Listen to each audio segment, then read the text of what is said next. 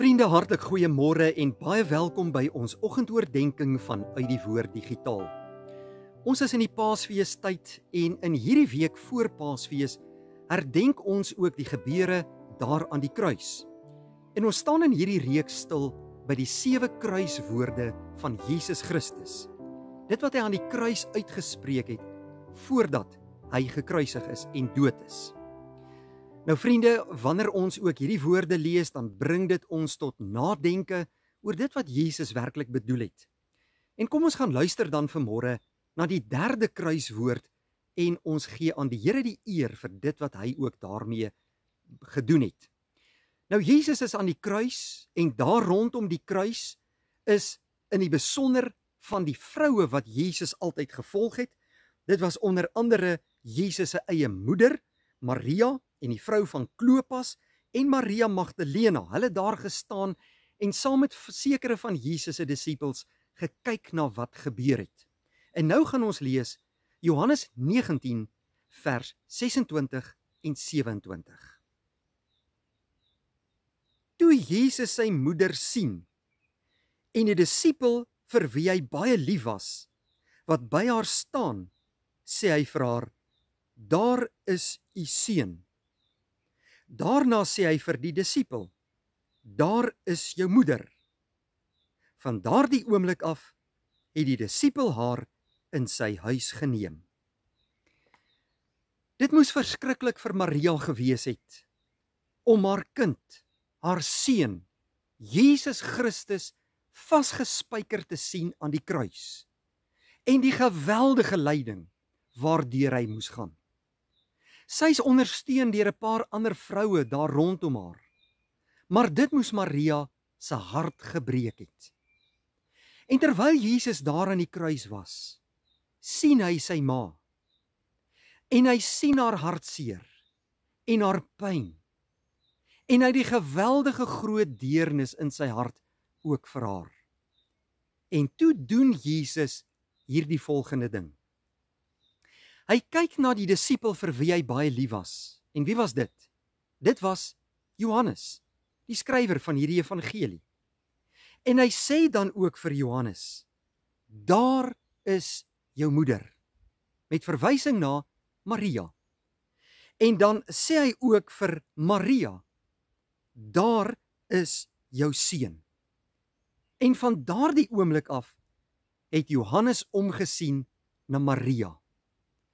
Ons sien in hierdie handeling van Jesus en in hierdie woorde van hom liefde en deernis en omgee. Selfs in die laaste oomblikke van sy lewe, liewe vriende, wanneer Jesus in die geweldigste, grootste lyding en pyn verkeer, kom hy nog steeds en gee die laaste opdrag hier aan sy ma Maria en ook aan die disipel Johannes. Hy gee vir Johannes die opdrag, sorg vir my ma, kyk na haar. En hy gee vir sy eie ma Maria die opdrag, daar is Johannes, vat hom as jou seun, sorg julle twee vir mekaar. En ons lees dan dat Johannes haar in sy huis ingeneem het om haar te versorg. Wat belangrik is egter hier, in hierdie kruiswoord, hierdie 3de kruiswoord, is dat Jesus hier 'n gesindheid van vertroosting en deernis en empatie kom openbaar met Maria. Hy wil nie hê dat sy so hartseer moet wees nie, en hy wil nie hê dat sy deur hierdie verskriklike smart alleen moet gaan nie, en hy was bekommerd oor haar. En daarom kry Johannes die opdrag om te sien na haar. Dit wys vir ons wie Jesus werklik is. Hy's 'n God, hy's 'n Messias, hy's 'n verlosser, wat met deernis uitreik na alle mense. Hy sien ons nood raak. Hy sien die nood van die wêreld.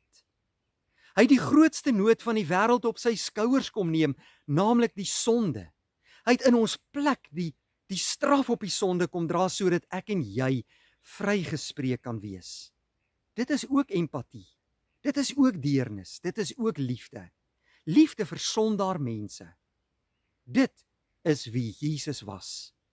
Vanmôre moet ek en jy baie dankie sê vir hom, dat hy ons in liefde en deernis aansien, en dat hy vir ons sonde geword het, en die straf gedra het op ons sonde, sodat ons vrygespreek kan wees en die ewige lewe kan ontvang. Elkeen wat in hom glo, sal nie verlore gaan nie, maar vergifnis ontvang en die ewige lewe ontvang. Kom ons dank die Here Jesus vandag daarvoor en ons gee aan hom die eer. Kom ons bid saam. Vader, baie dankie vir hierdie kosbare boodskap vanmôre vanuit u woord.